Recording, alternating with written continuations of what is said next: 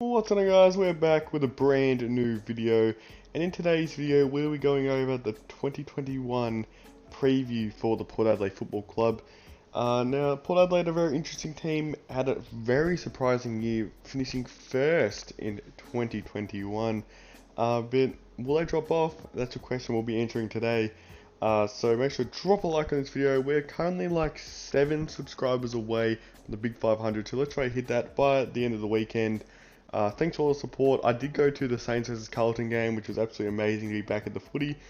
So without further ado, drop a like and subscribe, and let's get straight into this Port Adelaide preview. First up with a breakout player, I've gone with Mitch Georgiadis.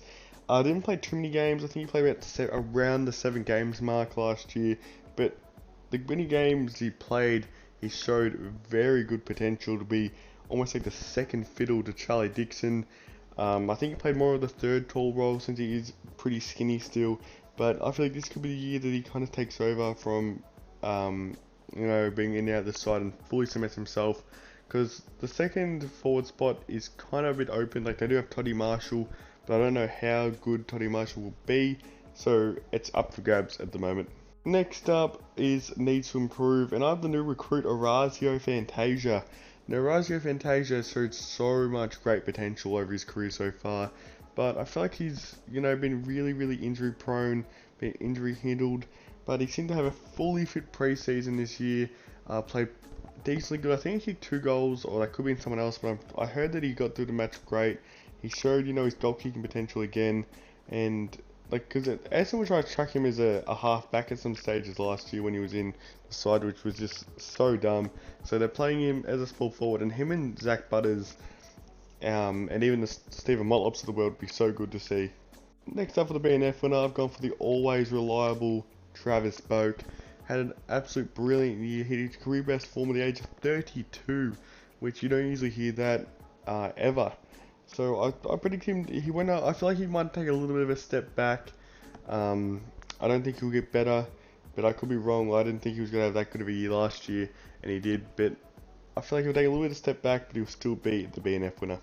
Next up for the big improver, I have Toby Marshall. Now I feel like Toby Marshall and Mitch Georgiadis are going to have to fight for this last spot in their key forward position.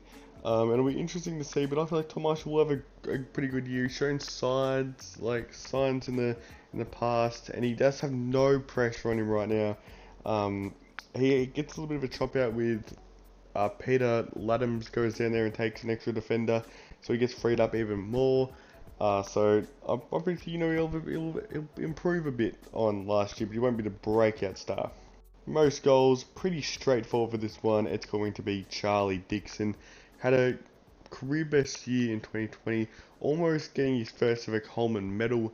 If it wasn't for a bit of inaccuracy issues later on in the season, but when he cleans that up, a fully 20-minute quarters, I feel like he has a tank for this.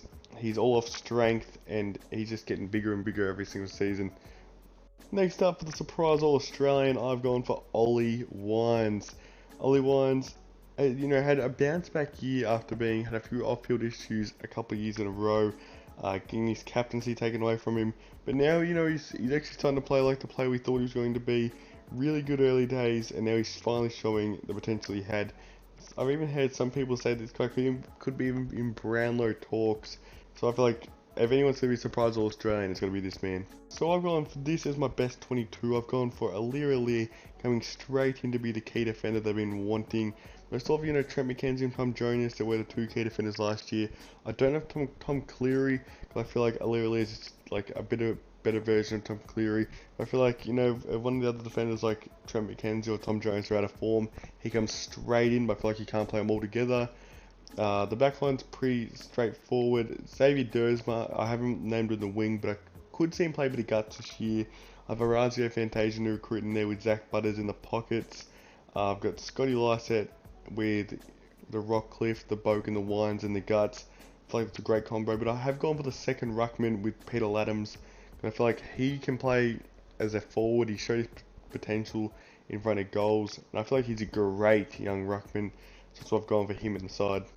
So in 2021, I do have Port finishing 5th, but I feel like they could easily be top 4. I just don't know how they're going to react when the season goes back to normal and they're going to have to travel to Victoria and like Sydney and all that, because they only really travelled between Queensland and Adelaide.